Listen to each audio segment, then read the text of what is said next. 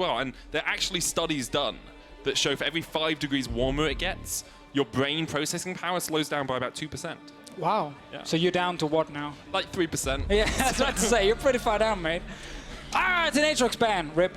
Zoe ban is important. The analyst just talked about Nisqy playing a lot of Zoe. His champ pool goes 7 games of Zoe and then 1 game of everything from Irelia to Ryze to Syndra to Lucian mid. But the Zoe has been the key pick for Splyce. G2 do not want to grab it as a first pick. They want to have the option open for other things. That is why they banned it away. Also, the Rumble is important. Sadly kills one of our graphics that we had specifically on Odoamne's Rumble. We did have like 5 graphics in the last game that we didn't use at all. So I don't think we're in favor with the graphics team at the moment. Nocturne and Yasuo bans getting taken away by Splyce. And the Taliyah hover to start us off from G2. They will lock that in as their first pick. Still a flex pick. Can actually also be played bot lane for some interesting kill lanes if you want to go with that route. Odoamne with the signature Maokai Rammus. Same thing for Xerxe. You know, I've realized the Splyce team have a lot of champs they always hover. They kind of need Hylissang and support to always hover the Draven or Hjärnan as well. Kobbe is always Ahri. Odoamne is Maokai and Rammus. Xerxe is Diana. On his side, it is a trend on the Splyce team. This is as standard as it gets though for Splyce. Gragas top lane. Jungle Trundle for Xerxe, his best pick.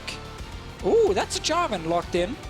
Yeah, and a Heimerdinger as well. So they're sticking with the mages down towards the bottom side, but Jarvan, possibly top, could be played support if you really wanted to. I mean, yeah, if you're dumb, but I assume it's going to be Jarvan top lane taken against the Gragas. We've seen this a few times where teams grab the Jarvan, play towards the Jarvan lane in the early game, and then you can actually snowballing really hard. But we've also seen it fail. I remember Whipper playing it earlier this year. Definitely seen it fail. He's so squishy, and when he EQs forward, he's not getting out again. So if he does that and the enemy jungler shows up, bam, you're dead. You are suddenly falling behind your lane. Swain most likely going down to bot lane. Can be swapped to mid or ever. That is important to highlight. And of course, Hjärnan gets his Heimerdinger. Surprise is not banned, but that is one of the problems with being on red side against G2 eSports. You're kind of running out of bans because you got the OP champs and then you have Heimerdinger. I mean, Splyce did decide to get rid of the Yasuo, which hasn't been played at all by G2 this split. So that is a ban Scrims, that could have gone. baby. Yeah, it's Scrims. It's definitely Scrims, but could have gone towards the Heimerdinger. They're going to get rid of the LeBlanc as well here, trying to narrow down PerkZ' pool just a little bit. Yeah, it feels like Splyce have been looking at G2 and saying, okay, we think PerkZ is on a snowball champ. The Yasuo, the LeBlanc, like that's the kind of picks they're removing at the moment. We are missing their support, most likely, even though actually both Gragas and Trundle can go down to the support. A lot of flexibility. There's a lot of flexibility. Kasing, fun fact, has played 10 different champions already. You might as well add another one in either the Trundle or the Gragas if needed. I don't think he's really figured out what he wants to play yet, but he's going to be forced to do it soon. Orianna has become the new thing in Europe. Funny enough, we were the one region last patch that didn't play it, other than Selfie, who had 1 game on it, which is a while ago, if I remember correctly. Now everyone has realized you can just blind pick Orianna, and it's actually great. Yeah, so they're going to get rid of that on the side of Splyce. G2 with their final ban is going to be the Jhin. Oh, the Halo Blades Jhin, it's gone. Kobbe. No Halo Blades for us in this game. All right, let's see. Kobbe Lucian, we've seen that one before. Kobbe Ezreal, we've seen that one as well. So it does mean the Swain's going to go towards the mid lane instead of down towards bot. And he wants, I think, the added range against the turrets especially. But Ezreal can get pushed in really hard by Heimerdinger. You really don't have any all-in kill pressure, which is typically what a lot of teams are looking for against the Heimerdinger, because you can't really out-push him. Splyce are definitely going to be in a disadvantaged bot lane. Currently with the Jarvan top, if G2 succeeds with a gank there, that's another lane they can actually win. So I feel like on a G2 side, also with the Ryze, like I like the abilities they have early game, and I like the amount of lanes they can actually play around. You can gank mid really easily with the Ryze in there. You have push in bot lane, and you have kill pressure top. Like G2 are drafting a comp that can really go ham. I think the Tahm Kench does round it out pretty well as well, because if you go ham, you need an escape tool in case you do get ganked early on down towards that bottom lane. It is going to be the Tahm for Wadid, gives you a bit of roam potential as well across the map. Lots of teleports at the moment for G2 eSports. Expect to see most of those stick, in all honesty. And we also want to see easier ways to start fights, and that is the Jarvan from Wunder. Combine that with things like a Ryze ulti to activate the entire team. Let's see what we get from Kasing. It is going to be either the Trundle or it's going to be the Gragas. Sorry, going down to that bottom lane is what we expect at least. And as I said, 10 different champions so far. See, why not add another? I didn't want to pull you up on this, but I'm pretty sure he's played 8 this split. What? I think you might be looking at the entire season. I'm definitely... You're looking at Rift Rivals as well. I got Rift Rivals because he played at Rift Rivals. Oh, that's true, that's true. Usually we just talk about the EU LCS, but I'll give you that one.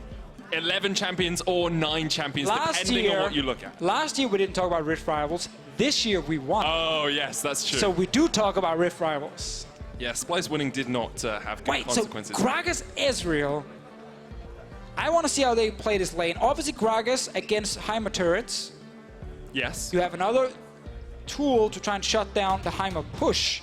But all-inning with Gragas Ezreal, like, Gragas all-in is great. However, I don't feel like they have enough damage against a Tahm Kench Heimerdinger. Like, body slam forward, devour the Heimerdinger, and you just get shot by turrets if they are up. So it does give you a lot of options for team fights later on and for roam potential as well, alongside the Swain. I mean, look at it. It's like 4 tanky champions and an Ezreal sitting safely in the background. So Splyce is looking for team fights. It's a massive amount of scaling. It's how they found success last split. I just want to see how they play the bot lane. They have Ezreal Q and Gragas Q to take down turrets. So there is ways for them, of course, to actually try and shut down the Heimerdinger. They probably just can't kill him because Wadid is next to him on a Tahm Kench.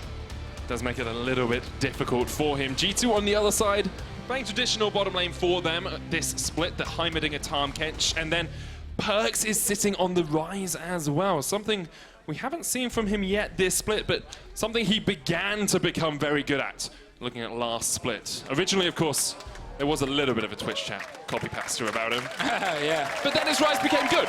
Exactly. And that's the thing. If people meme you, get good. Yeah. And suddenly, people won't do it again. Unless you feed this game, it's definitely back. I guarantee you it's back if he actually does poorly. Ryze, though, is one of those champions where a lot of mid laners just don't want to play him because he's so hard to properly execute. But if you are a really good Ryze player, you can actually succeed on the pick. A lot of it comes down to how mobile and active you are early game. Because pure 1v1, you're not going to kill the Swain. Especially not also because there's a cleanse on Nisqy's side. But if you can actually utilize the extremely long cooldown ulti to go to a side lane, I'm mainly looking at top in this case with the Jarvan, your skirmish setup, because you have a point-and-click CC and a high single target damage, is so strong at shutting down teams in the early game. We did just have a pause as Wadid disconnected getting into the game. He has reconnected and play will resume in just a few short moments, so no long delay there at all. Splyce and G2 taking to Summoner's Rift once again. And a story we often say about G2 is how they're fighting for the top of the EU LCS, how they're fighting, Fnatic to see who is the best team in Europe, who can be the 5-time champions. And now, you're looking at G2 post Rift Rivals, you're saying they've gone 1-3, they're not in a good spot. Are they actually starting to fall down the table? Will they get a bye in playoffs, or will they be in that 4th, 5th, maybe even 6th spot? Not that far down. They fell behind last week. But that's the kind of thing is you had another week now to kind of figure out what went wrong after Rift Rivals when they went for that 1-3 run. And if you then beat Splyce right now, everything is back to normal. You're going to be, 1 win ahead of Fnatic before that game, which is the next one against Schalke. You're trying to stay even with Misfits, who is currently ahead of you. So I think if you are G2 Esports and if you're Splyce, like, there's 2 different stories in terms of what they're fighting for. G2 is still fighting for top 2 placement. They're still fighting for a place straight into the semi-final in the summer split, which is so important when it comes to locking down worlds. And if you are Splyce, you're just fighting for playoffs because you are sitting in that massive group with teams like Vitality, who won earlier today, with Rocket, who also won earlier today. And if you lose here, instead of you being tied with those 2 teams like it was going into the day, you were suddenly 1 win behind. And that's kind of the problem when you are this even in the standings. And someone needs to miss playoff. It's true. Not every team can go. Odoamne and Wunder going to trade here. Mundo, of course, slightly nerfed on this patch. Doesn't get quite as much health back on those cleavers. And Wunder, channeling his inner Samsung there with the dodge in a world champion. There's a lot of Samsung skins here, actually. Yeah, with the dodge, you're right. Mate, that's what you have to do if you want to be a world champion. It's true, dodge This is why you're only Diamond 5, okay? If you never get hit by anything. Learn from the anything. Diamond 2 player Deficio. I'm actually so happy I'm Diamond now because that used to be, that's why you're Plat. Yeah, that just feels way worse. It does. You do realize my win rate is like 90%. Yeah, on Zyra. And Fiddle is like 78. Yeah. So what elo are you? So if I just play a little bit more... Why don't you play a little bit more? I have a life. Unlike you. That's true. My life is League of Legends, and I'm very happy with that being the case. Maybe there's a reason you went freelance in the end, Deficio. Let's talk about the early game here. Jankos clearing out his blue buff, went red. I mean, that's fair. To the Razor to the blue. Now can push up towards that Scuttle Crab if he wants. It looks like Xerxe's just going to do a relatively full clear of his own bottom side and then go up towards the top as well. Odoamne, he is on a famous dog champ. He is one of those top laners who's never complaining when he's stuck on a tank in a matchup that's tough to play.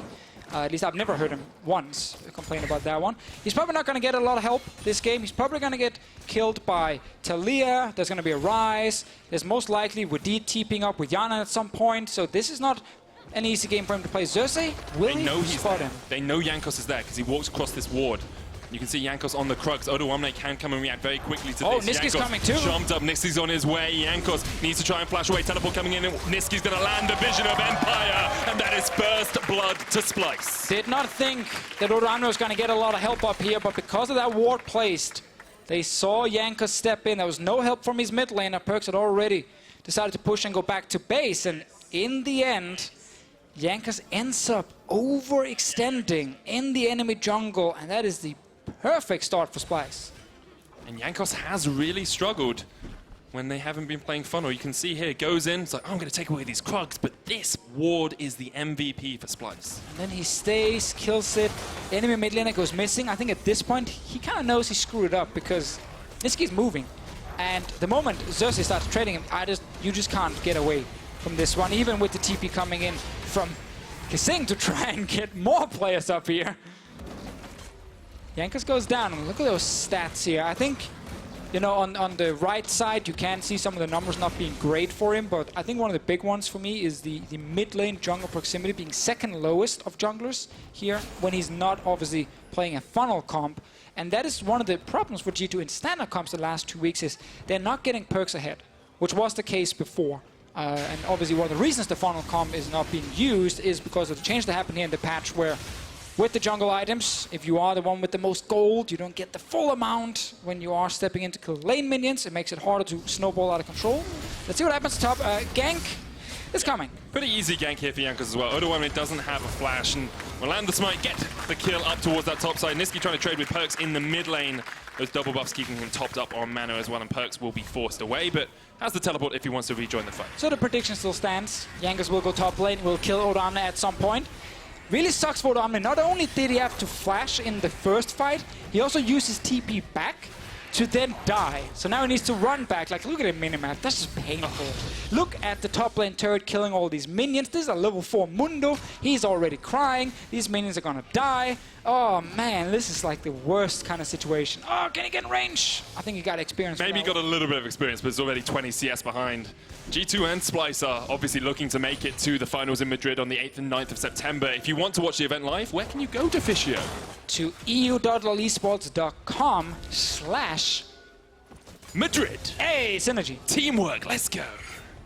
And then you can buy tickets. Remember, don't just go to the site, actually go buy the tickets as well. I mean, you can just go to the site if you want to watch it live, but you won't be let in to the event. Yeah, that's... You can't just show the website when you're there. It's like, hey, I've got the website.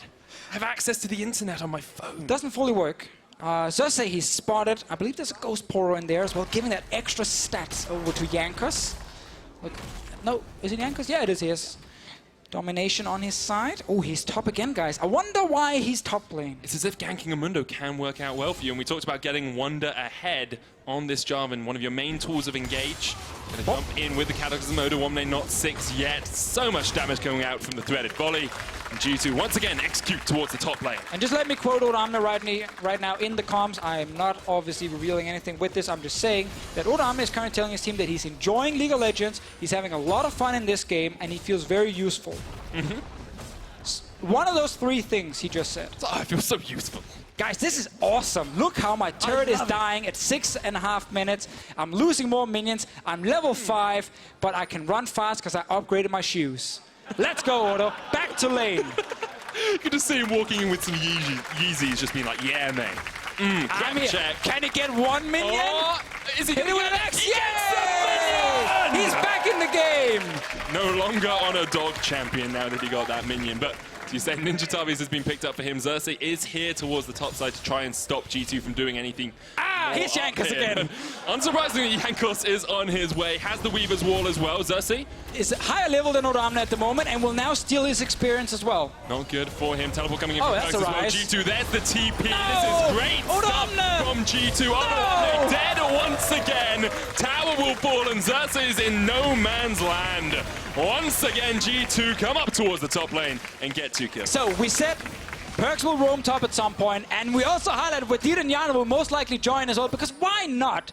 You might as well send 5 people to kill Odoamne. He's running back. He's still level 5. He's not gotten that level 6 yet. Luckily for him, in the patch notes 2 patches ago, the early game death timer before level 8 was changed, so you can actually feed faster because you respawn quicker, and then you can go back to your lane, and the enemy team can send 5 people and kill you. Yeah, and we talked about G2 having all those extra teleports in the pick and ban phase. Well, this is what it can do. I'm glad they used them on killing the 0-3 Mundo. It's so important. They do get first tower blood out of it as well. And one of the reasons they can do that is once again we see Hjärnan on the Heimerdinger. He keeps picking these push champions, pushing in the wave bot. It gives Wadid time to roam away, and it means there's no pressure on the G2 bot lane. Right, that's what kind of we briefly mentioned in the pick and ban phase that I felt a little bit bad about in the Splyce draft was they sacrificed a top laner with the Mundo pick, and then they don't actually get a winning lane somewhere else. Because if you're going to sack one lane, you have to win somewhere else. But Ezreal and Gragas against Heimerdinger and Tahm Kench is never going to be a lane where you get a kill. So they just kind of accepted, okay, bot lane is a push lane. Mid lane, you're not solo killing mid laners with things like Swain versus Ryze. And that means G2 had no pressure against them anywhere. They could just keep going top. They're even going to swap down bot lane with this fed Jarvan now, get a bot lane turret. So this draft from Splyce is just way too passive in the early game, especially when you have such a losing match up top when the enemy team can actually go and gank it. Well, we talked about how it was the draft looked similar to Splyce from Spring Split. That's what they did in Spring. A lot of late game. Incredibly passive. They gave up all of the early game, and then they said, okay, we'll put Kobbe on a hyper carry like the Caitlyn and try and just scale up. But it's not working for them here. G2 already 2 towers to 0 up. 2,000 gold ahead, and they're looking for a little bit more in this play on the mid lane. Nisqy goes into the demonic ascension, into the stopwatch as well, will keep himself alive, but that is a broken stopwatch now. It means that a repeat gank is on the cards. While this happened, I know we were making a bit of fun of Odoamne before, because Wunder walked bot lane, our good friend Mundo actually got to push out a wave. Look at that CS. He almost didn't. If he just got there before 10 minutes, he could actually been ahead at 10 minutes. That's the stat we like to use. It could have suddenly looked great for him. He only lost by 4 CS. Yeah, that's hardly anything. I think it shows that Odoamne and Wunder are even in this game. He's actually ahead right now. Yeah. So this, like, Odoamne is easily the best CSing top laner we've ever seen. Because Wunder, remember, Wunder was Rift Rivals MVP. Odoamne might be best in the West, actually, with these CS numbers. It's true. Wunder did play very well at Rift Rivals. Did not face any European top laners worth highlighting. That's the difficulty. That has definitely changed a little bit. But what he did, obviously, he went bot side to guarantee another turret. So Wunder is being a team player, and he's getting extra gold for his team. He is 800 gold ahead at the moment as well, which is a pretty sizable margin. And after Splyce made that early play, we haven't really seen much more from them. It's been all about Jankos playing this Taliyah up towards that top side, all about Wunder as well. Once again, that's the matchup we're going to see. Top and jungle all here at the same time. And Xerxe gets caught in the Cataclysm, taken out. The Weaver's Wall catch out. Odo, Realm Warp in. Odo flashes, but I don't know if G2 are going to let him get away. They will sacrifice any more pressure. They got overconfident. They saw the CS was even. They felt like, okay, we're just as strong as they are down here in this lane. But it's not just a 2v2. There's that Ryze ulti. It's a long cooldown, but if you use it effectively, you are still joining a side lane fight. I think even if 2v2 they would have lost, seeing as Jarvan had already killed Xerxe here. Look at that CS difference in the mid lane as well. PerkZ 30 farm up over Nisqy, even after Nisqy got double buffs and first blood. Somehow PerkZ has just been able to weasel his way into a sizable gold lead. And get the first Drake as well on the side of G2 eSports. So 0-3 Mundo, 0-2 Trundle from Splyce's side. I feel like the top side has let them down. But again, I just want to highlight how they didn't actually have any good lanes they could really play around with the draft. unless Kasing and Kobbe could surprise us. But I think you needed a level 6 on the Gragas first, and before he even got level 6, the top lane turret and the bot lane turret, it was already dead. And now they're going to look for the Rift Herald as well. Only 12 minutes in, they have that 3,000 gold lead. And this is looking much more like the G2 we saw before Rift Rivals. Not the G2 that's been 1-3, the G2 that went 6-0. Have to remember they were undefeated until they played up against, I think it was Misfits who beat them for that first game. It must have been, because Misfits are undefeated. Yes. Must have been. I believe you are correct. Safe statement. Yeah. I just want to highlight that G2 swapping to the Rift Rivals style of Wonders on a carry again. Oh, let's see what happens here. They're even sending the Heimerdinger. Pixel Voyage comes in, the Dinger joins the fight, but Odo now has the sadism. Level 5 no longer, he's been able to scale up a little bit. Wadid with the Ghost in. Gets a level up off the minions, looking for a bit of a gobble here. No. Onto Odo. We'll Leave him spit alone! Back into the stun, into the knockup. Goodbye, Odo. Hjärnan with the final blow. And if we look at the minimap, whenever this happens, 3 G2 players goes to the lane to kill Odoamne. Nothing else is happening on the map instantly. It takes time for Splyce to push out their lanes. They will look to top lane. PerkZ should know this. Jankos is around. There's no TP from Wadid yet, unless he can swap to it instantly. But Wunder on his side is currently sitting with his. He's just going to take a bot lane turret. And Splyce, because they now invest everything to go top lane, might even lose the mid lane turret, or at least they lose a lot on it. Like, they're just getting destroyed in terms of map movements. G2 just pulling them all around the map. Wunder will get the tier 2 here in the bottom lane. 14 minutes in, getting a tier 2 is an incredible thing for G2. 5,000 gold lead, they got a lot of damage on mid as well. Able to protect top lane. A good friend with Wadid is running Demolish because, yeah, I mean, when you get to these turrets, you got to deal more damage. Oh, he's coming mid.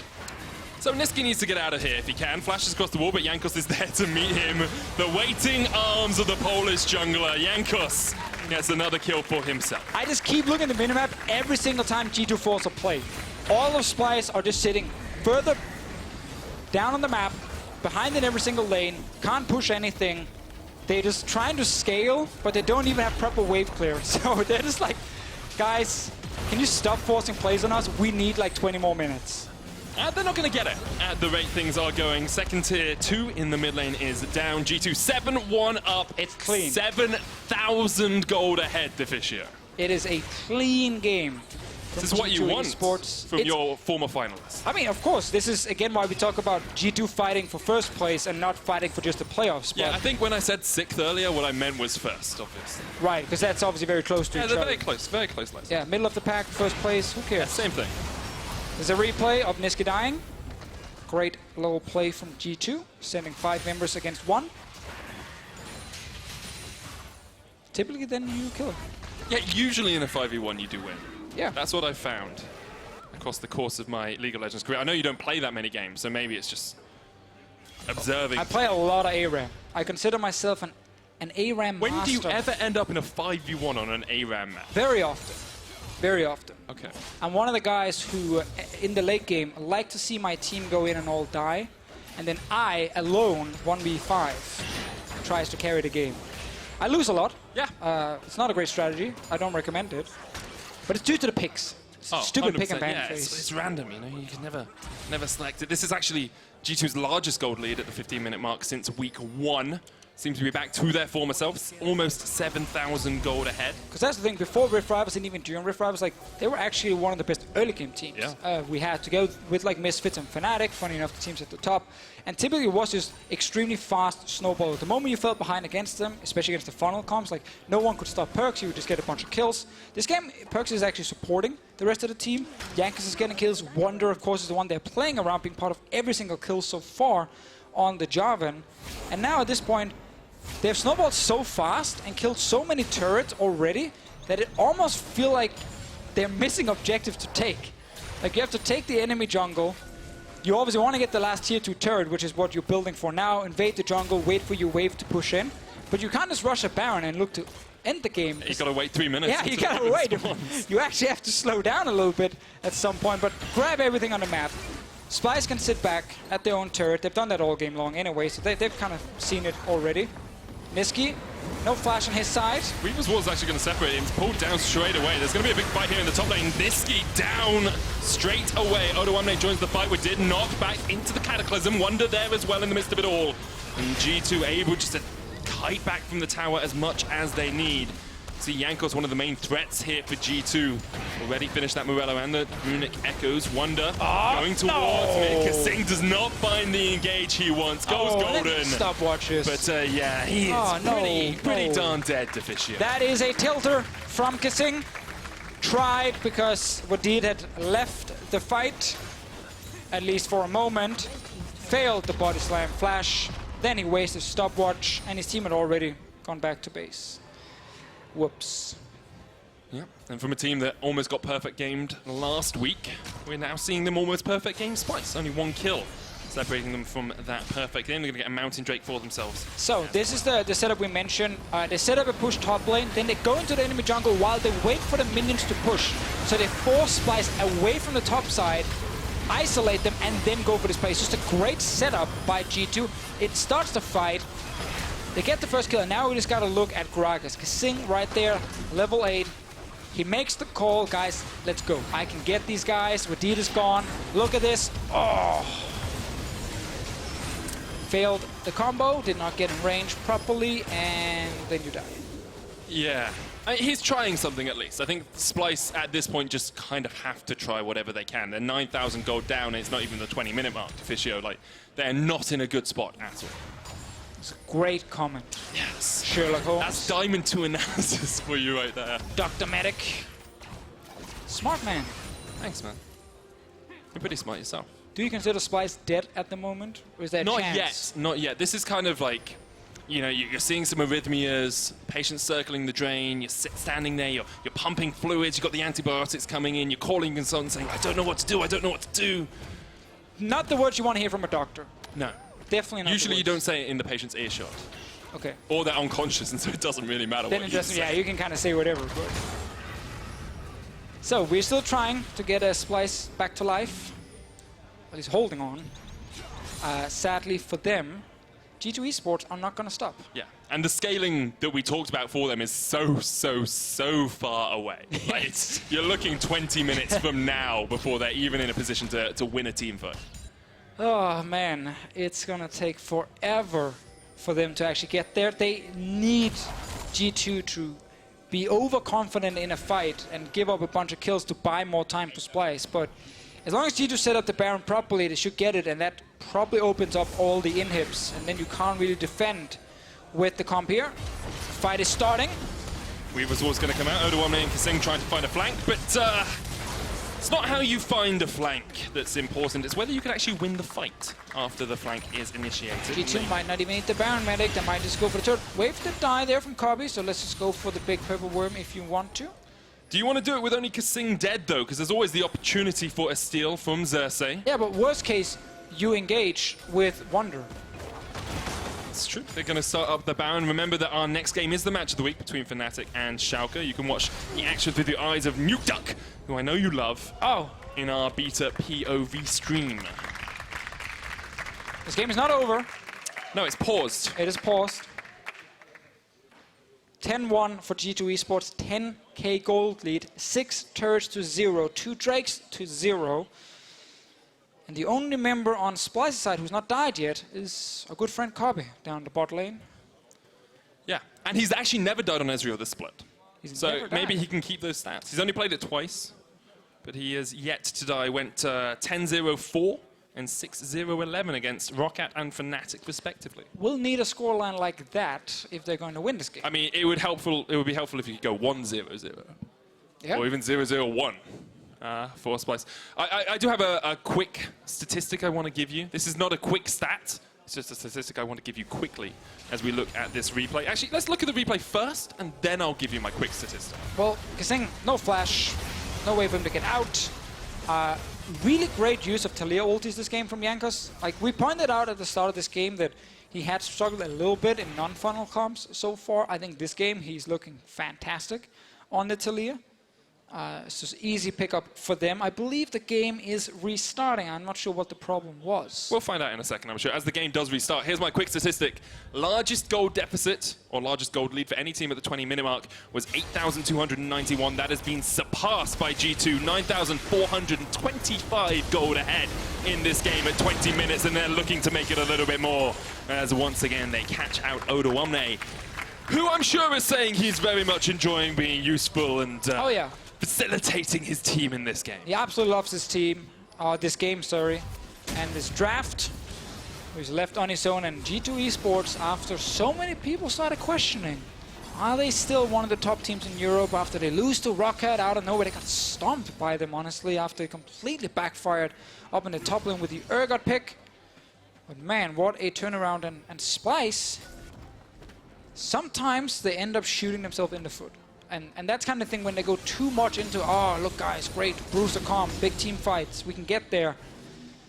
This meta is not really about late game team fighting. It is really about early game snowball. And G2, they show that.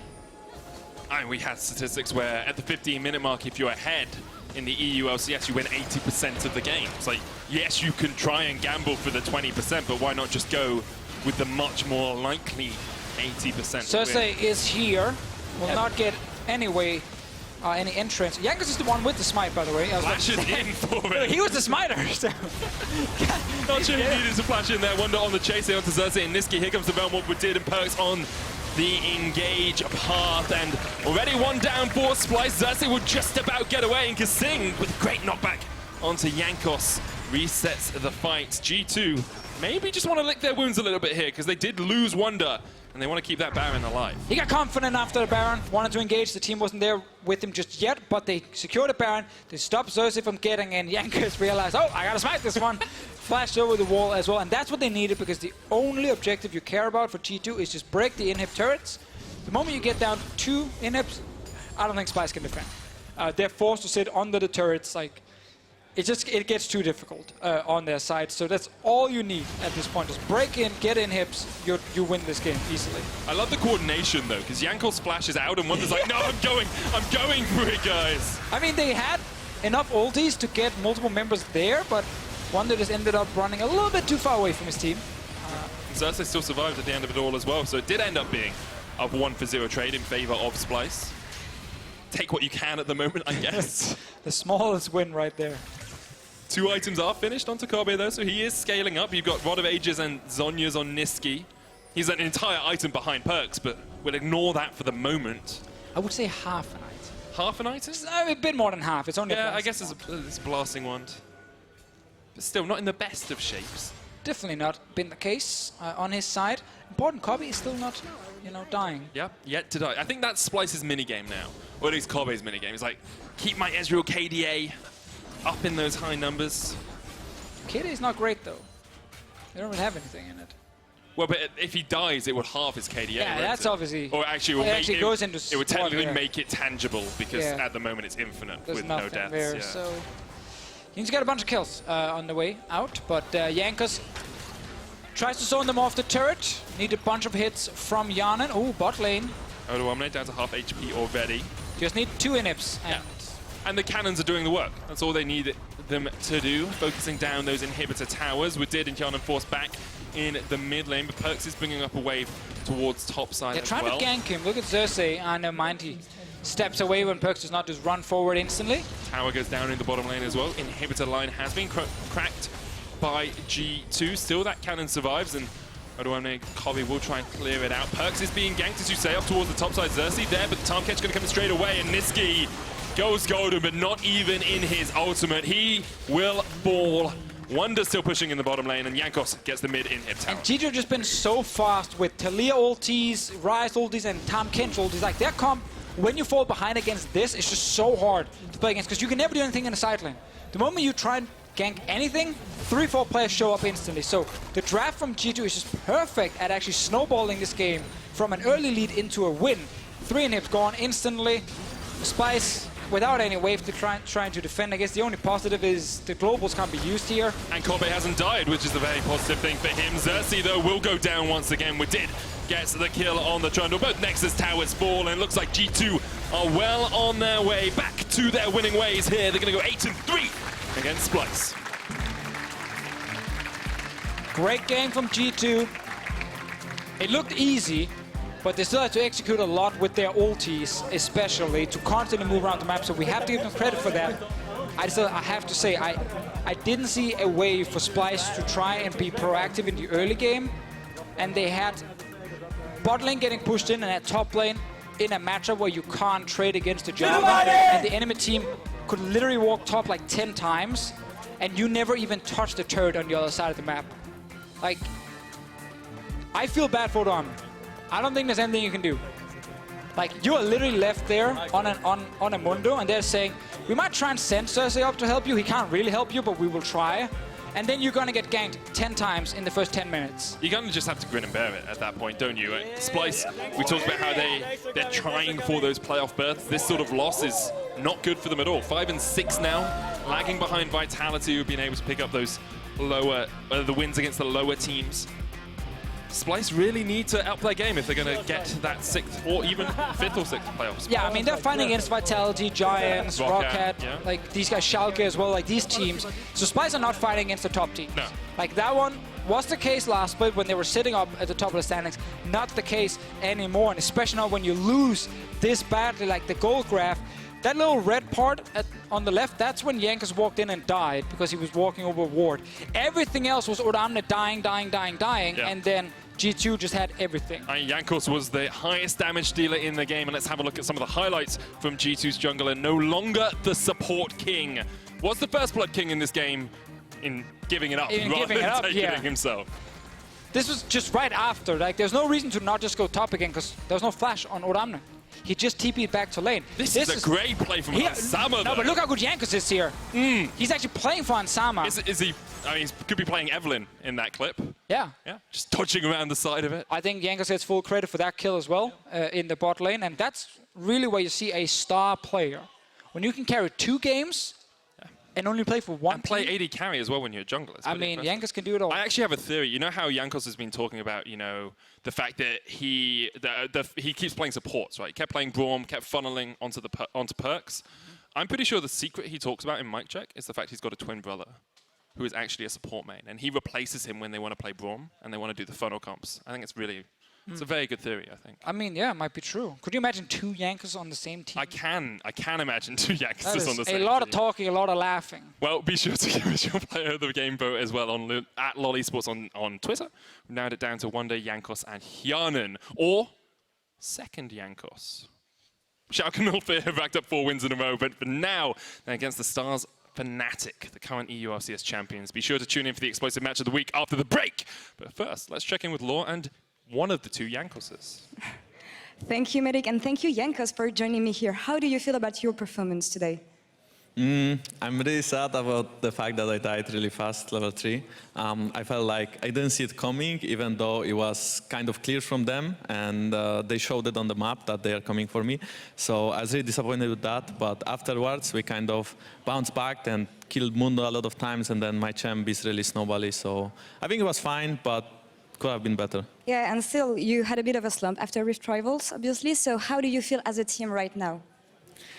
I feel like this week of scrims was 10 times better than the last 2-3 weeks. So I'm pretty confident going into this week. And even though I ran it down level 3, then still we kind of stomped Splyce.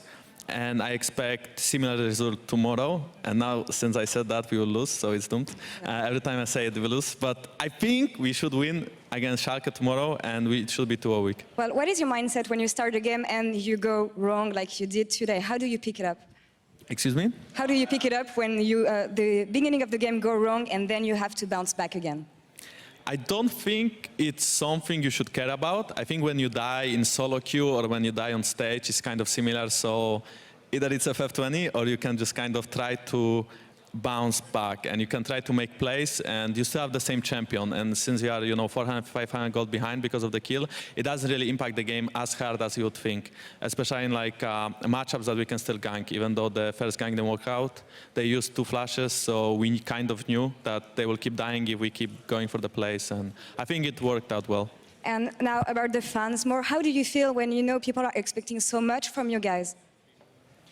I don't feel like people are expecting too much. I mean, maybe they are, maybe they are not. I mean, we are just trying to like play our game, and I feel like all the teams in Europe are kind of beatable right now, even though Misfits are still clearly the best team, at least when it comes to the score.